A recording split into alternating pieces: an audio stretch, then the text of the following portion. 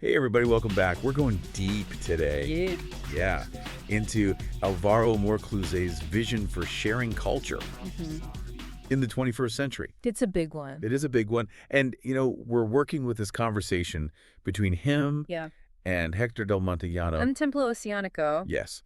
From the YouTube channel, Templo Oceanico. Yeah. And, Moure Clouzet is the director of Montevideano Laboratorio de Artes. Right. And it's kind of amazing. Over 20,000 readers in a week. In a week. Just 1 week. Yeah. Without spending anything. On printing or traditional distribution. I know. So we need to unpack this. It really does make you think about how we share creative work in this day and age. Absolutely. Yeah. So let's start, with Moure Clouzet's journey a little bit, because he's been doing this for years. Yeah, he's a writer and he's published over 40 books the traditional way. So he's been in the trenches. He knows how it works. Yeah. And he got frustrated. He talks about the limitations, the costs, the difficulty reaching a wide audience. And these are things that I'm sure a lot of our listeners are familiar with. Absolutely. Regardless of what they create. Yeah. It's a struggle. It is. And so he turned to the internet.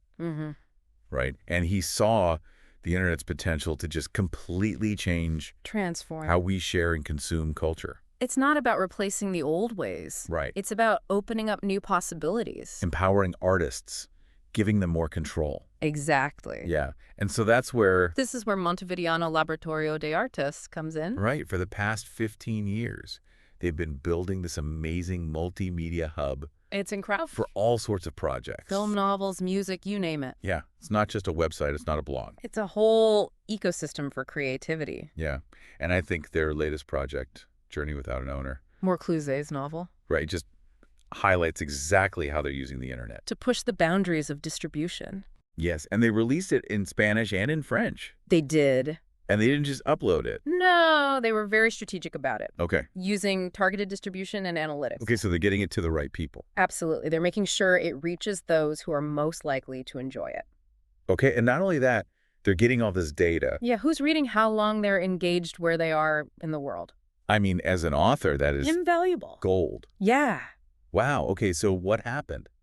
Well, over 20,000 downloads in a week. You're kidding. Nope. That's amazing. And thousands of those people were actually reading the book. Actively reading it. Not just downloading it and forgetting about it. That's a whole new ball game.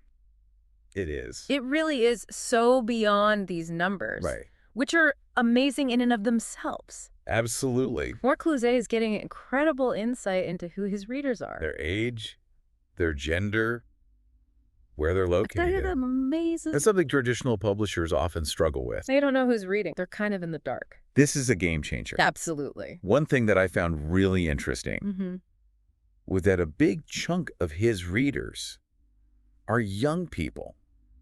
18 to 24 years old. We hear all the time that young people aren't reading anymore. Right. This suggests otherwise. It could be that it's not about a lack of interest. Right. It's about access. Right. Finding ways to access literature that fit their lives. Yeah. Their habits. Totally. The way they consume content. It has to be on their terms, in a way. Yeah. And there were some other interesting things in the data as well. Like the French version of the novel attracting more male readers, which is different from Montevideano's typical audience, which tends to be more female. Wow. So even within the digital world. There are nuances. There are. In how different demographics engage with content. For sure. But, Moure Clouzet's vision, it goes beyond the cool tools and the data. It's bigger than that. He sees this as a historical shift. He compares it to the age of abundance. And it makes sense when you think about it. I know. The printing press revolutionized how information spread. Centuries ago. Now the internet is doing the same thing. On a global scale. We have access to more than ever before. More information, more art, more culture. Exactly. But he's also cautious. He is. He says this abundance doesn't benefit everyone equally. That's an important point. And he's right. It's something to think about. Yeah. Are we creating new forms of gatekeeping? Right, where only some people benefit. Those with resources, the know-how. Yeah. And so that brings us to Moure Clouzet's call to action. What does he want us to do? He's not keeping this to himself. He wants to empower others. Yes. Embrace the internet. Take control of your work. Share it with the world. Don't wait for permission. Right. Don't rely on the old gatekeepers. You have the tools. You have the power. And he uses these words, independence and purification. Interesting. What do you think he means by that? Well, independence to me speaks to freedom. Okay. The freedom that comes from bypassing traditional gatekeepers. So you don't need a publisher. You don't need a record label. You can set your own terms. You can connect directly with your fans. And control your own creative output. Yeah. And purification, I think, refers to creating and sharing your work in its purest form. Without compromise. Without watering it down. Staying true to yourself. To your vision, your voice, your artistic integrity. I think a lot of artists can relate to that. Regardless of their medium. Right. So what's next for Moure Clouzet? Well, he's taking this to a whole new level. Is he? He's releasing his complete works online. Wow. Including an audio version of The Protector, personal memorial of Jose Artigas. Which is a hugely important figure in Uruguayan history. Wow, so he's really committed to this. Absolutely. Making culture accessible to everyone. Breaking down barriers. Cost geography. It's amazing, and I wonder if other authors are going to follow suit. It'll be interesting to see. Could we be on the verge of a world where entire libraries are available online? That's a fascinating thought. It is, and it raises all sorts of questions, too. About intellectual property. Copyright, how artists are compensated. Okay, so we've covered a lot of ground here. Moure Clouzet's vision, the potential, the challenges. And some amazing data showing the power of digital distribution. Right, but before we move on to part 2, I want to touch on something you said earlier. What's that? Independence and purification. Ah, yes. What does it mean for all of us? Not just artists. Right. But for everyone. How can we embody those values? In our own lives. That is a great question, and something I want you to think about as we move into part 2. Okay. What does it mean to be an independent creator in the 21st century? What are the opportunities and the challenges, and how can we as consumers support the artists we value? We'll delve into all of that. We will, so stay tuned. We'll be right back. Yeah, it's inspiring to see someone like Moure Clouzet pushing the boundaries. But what does it mean for everyone else? Yeah, like for other artists, for the industry as a whole. Even for our listeners. Right. Like, what does this shift toward digital distribution really mean? Yeah, it's easy to get caught up in all the excitement of this new model. Yeah. But we need to be realistic, too. Right. Like, how do artists make a living? Yeah, if they're giving their work away for free. Exactly. In the traditional model, you have publishers, record labels, galleries. Right, acting as intermediaries. Providing financial support. But that support has often been criticized. As insufficient. Exploitative, even. Yeah, so if we're moving away from those structures, what takes their place? What new models emerge? How do we ensure that artists can survive and thrive in this new world? That's the big question. It is. And honestly, I don't think there's one answer. Right. We're seeing a lot of experimentation right now. Yeah, like crowdfunding. Micro-patronage platform. It's advanced for digital artists. It's a very dynamic space. And then there are some interesting subscription models popping up. Where readers pay a monthly fee. For access to everything. An author's entire body of work. It's fascinating. It really is. And technology, of course, is playing a huge role in all of this. Oh, absolutely. We see new tools, new platforms all the time. That make it easier for artists to create, distribute, and monetize their work. Think about Bandcamp, Patreon, Substack. These platforms empower creators. Musicians, writers. To build sustainable careers. Outside of the traditional systems. It's an exciting time to be an artist. It really is okay. But let's think about this from the other side. From the perspective of the consumer. The reader, the listener. Why should you care about this? Well, for one, it means greater access right. to a wider range of work. You're not limited by what's in your local bookstore anymore. Or what a handful of gatekeepers decide to promote. You can find new authors, new artists, new voices from all over the world. Just a few clicks away.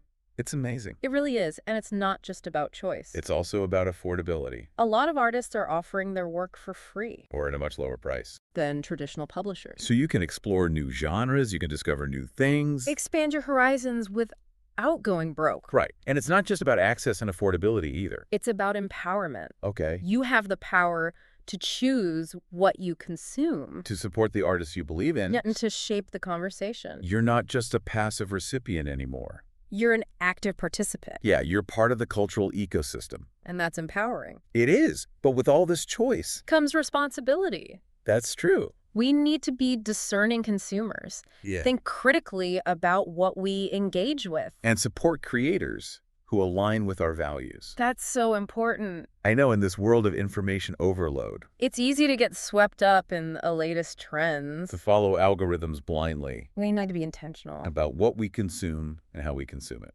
This goes back to Moure Clouzet's idea of independence and purification. It does. It's not just for artists. Right. It's a way of being in the world. Thinking for ourselves. Making conscious choices.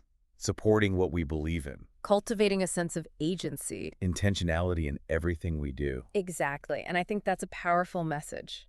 Yeah. So we've talked about his vision, the benefits, the challenges, the implications for artists, for consumers.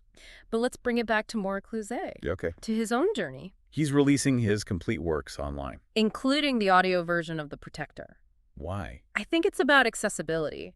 Okay. He wants to share his work as widely as possible. It's like he's saying, I believe in this new model. With everything I've got? I'm putting my life's work out there. It's a testament to his generosity. To his commitment. To making culture a shared human experience. It's amazing, and I wonder what happens if other artists do the same. What will the future of culture look like? What possibilities will emerge? When creative work is available to everyone? It's a big question. It is, but Moure Clouzet gives us a glimpse of what might be. Right. Okay, so we've explored a lot of fascinating ideas today. A lot to think about. And I hope this has sparked your curiosity. Give me some food for thought. But before we go to part 3, I want to leave you with one final question. What's that? What if traditional gatekeepers are no longer necessary? Wow.